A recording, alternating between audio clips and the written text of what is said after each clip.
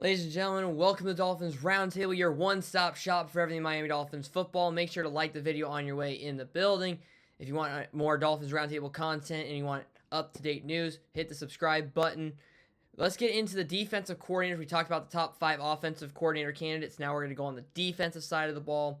Let's start off with Sean McDermott, number 1, head coach, former of the Buffalo Bills, and that was a shocker to the NFL world. To me, he's a great defensive coordinator, multiple stops. He worked his way up to defense coordinator in Philadelphia in 2009. Then he went to Carolina from 2011 to 2016. Went to the Super Bowl with Carolina, one of the top defenses in the league, really defensive-minded coach. He's had success everywhere he's gone.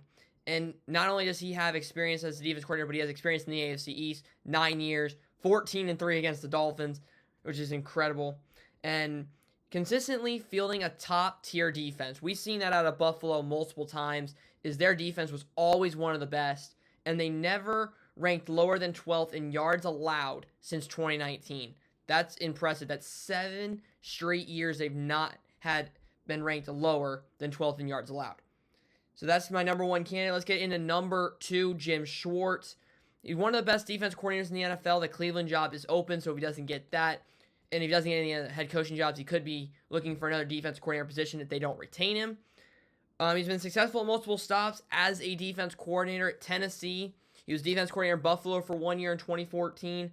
He was a defense coordinator with Philadelphia, and they won the Super Bowl. That was with Nick Foles under Doug Peterson, Cleveland Browns, where he's been successful there, especially with that rookie class, really helping that defense improve to being one of the best in the NFL this season.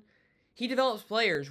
Myles Garrett, Fletcher Cox, and Ndamukong Suh are just some of the names he has helped develop in the National Football League.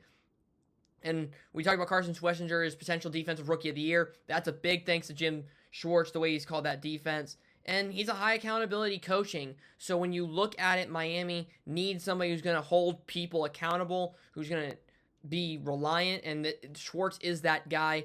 And to me, he's a clear, obvious choice. If we don't even go after McDermott, Schwartz would be another one that'd be like, I get him on the phone now and see if he's interested. Yeah, he declined the job in 2015. Different staff, different year, different era. Now we're in a new era here, and we'll see if he is available come that time. Now, let's get to number 3, Wink Martindale. Wink Martindale had one of the top defenses when he was in Baltimore, number 1 in 2018, number 4 in total defense in 2019. If you probably remember me when I was talking about the top 3 candidates, we talked about Jesse Minter. He was under Wink Martindale on that staff when they had the number 1, number 4 defense. Wink Martindale was also on the staff when the Ravens won the Super Bowl, when John Harbaugh beat his brother Jim Harbaugh in the Super Bowl. And Wink Martindale's been successful at multiple stops. Baltimore and Michigan, producing top talented defenses year in and year out. He's doing it at Michigan, and that's what's made him one of the top candidates in this year's cycle, is his ability to now go to the college ranks and produce like he did at the NFL level.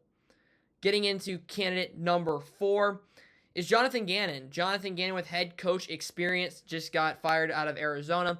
He was a defensive coordinator for 2 years with Philadelphia, but he was with Shane Steichen and Nick Sirianni. Before that, he was with the Colts back when Nick Sirianni was the offensive coordinator. He was in Indianapolis, and then goes in with Sirianni to Philadelphia, turns the defense around. First year wasn't so good.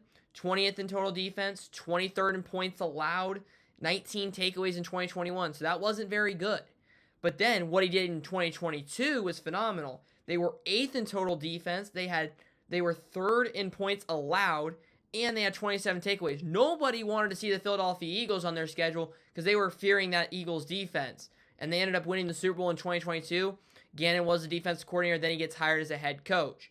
But he brings success with him. The defensive coordinator, he had success with the Philadelphia Eagles. I feel like he's a better coordinator than a head coach potentially.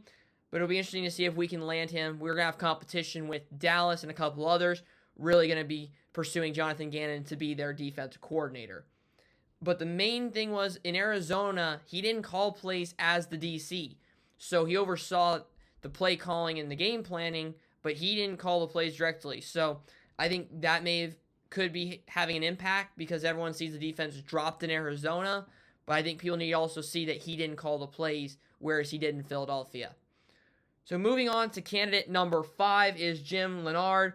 He is the current senior pass game coordinator, assistant coach in Denver. So on the defense side of the ball, successful tenure at Wisconsin as a defensive coordinator. We mentioned that here. Track record of success.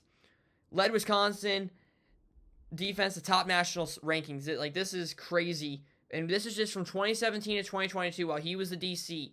Number 1 Power 5 team in third down percentage at 30.8. Number 1 Power 5 team in first downs / game at just 15. Number 2 nationally in interception yards at 1,337. Third nationally in takeaways with 132 and interceptions at 87. And number 5 nationally in points per game / game at 17.9.